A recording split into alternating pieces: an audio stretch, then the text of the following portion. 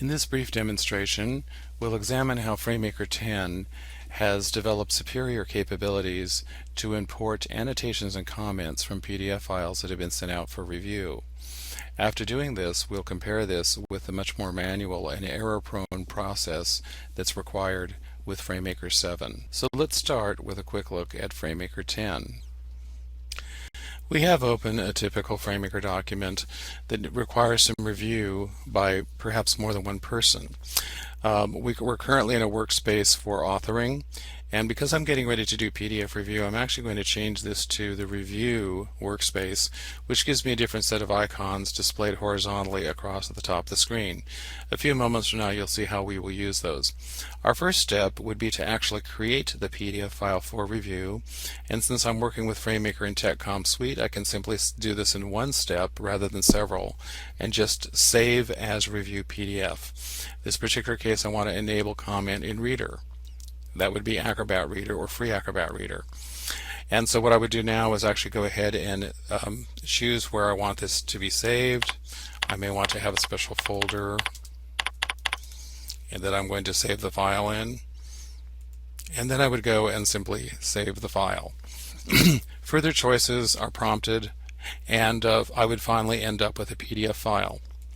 For sake of time, I'm going to jump straight forward to the actual PDF file that already has the comments and annotations made in them. Comments were made in the following fashion. With the column of comment and annotation tools over here on the right hand side, if I were to delete some text, for instance, I can simply select a word and use the deletion tool. In this particular case, I'm going to undo that. And this has all of the changes that I desire in the document. These comments and changes may have been made by several people, because it's possible to place the PDF file in something like Acrobat, to say a SharePoint server, which would be somewhat like working in a cloud. These files can also be emailed out individually to people who do not have access to that type of tool. Once I've got the PDF file open with all the comments and annotations in them, and you'll see if I double click, here are some words that need to be inserted, I'm going to go back to FrameMaker, and I can in one simple step bring all of the comments in simply by saying that I'd like to import all of my PDF comments. Now you must have the PDF file open, and it's also important that you have not modified your source document since these PDF files were made. I'm going to say that yes, I do indeed want to bring in all of the changes.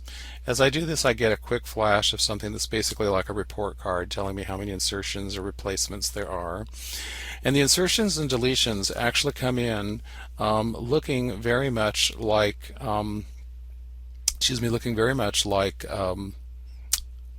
track changes if I had actually been editing text with that feature.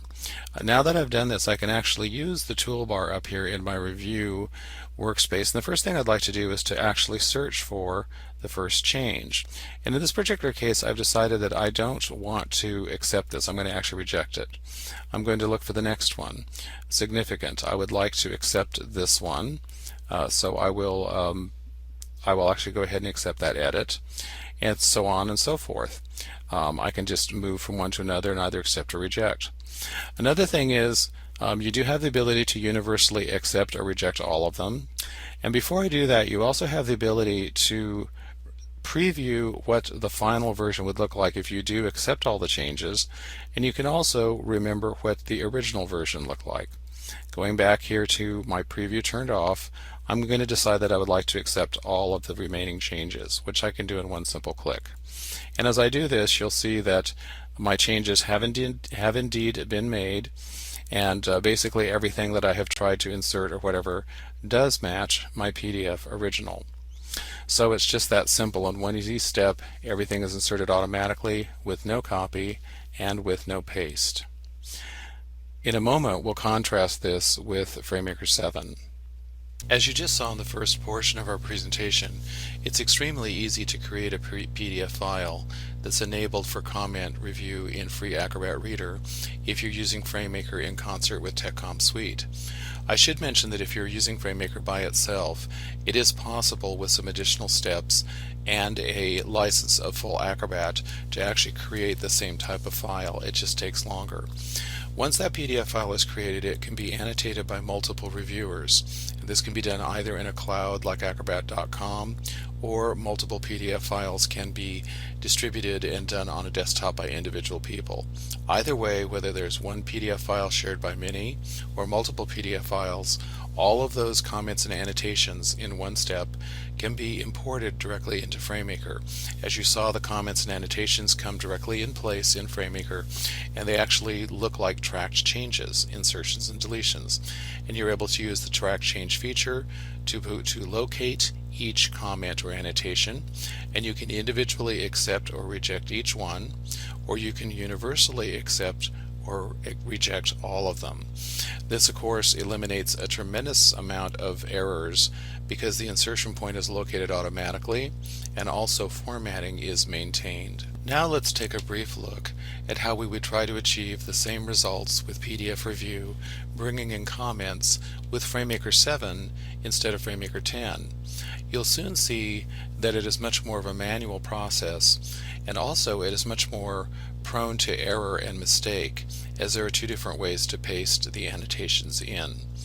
I think you'll quickly conclude that FrameMaker 10 not only makes the process much more automatic, but practically foolproof as well.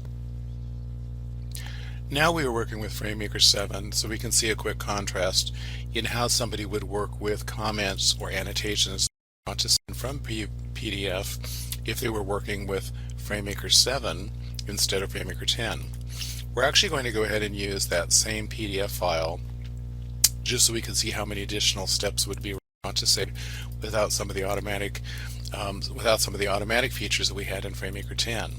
FrameMaker 7 does not have any equivalent to automatic import of annotations. I'm going to go ahead and close the annotation bar just so it's a little bit easier to see. And here you can see that there's two places where I need to insert some text.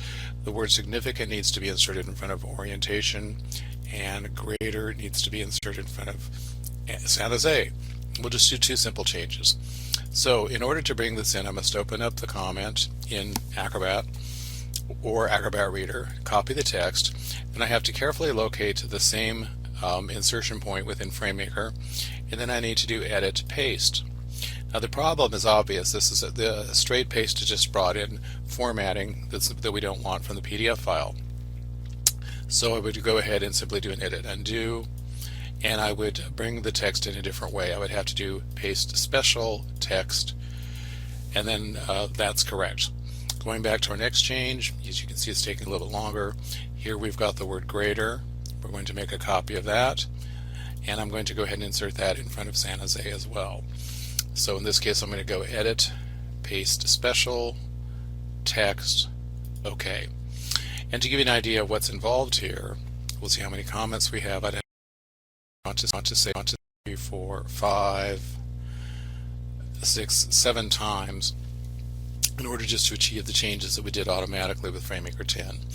So clearly FrameMaker 7 is far more time consuming when it comes to applying changes from PDF files, because one must very carefully select the text the right way, and they must be extremely careful in where they insert the text within FrameMaker to match the changes. As you can see in this final slide, FrameMaker 7 has several limitations. First of all, the PDF file must be open side by side with FrameMaker, and the user must carefully open up each annotation one at a time, carefully select the text, find the insertion point in FrameMaker, and then there are two ways to paste the text, and they must very carefully select the correct way in order to avoid an error. In my own experience, I've had about an 85% success rate at doing it correctly the first time. So the automatic method you saw earlier in FrameMaker 10 is clearly superior. We hope this demonstration gives you one more good reason to upgrade from FrameMaker 7.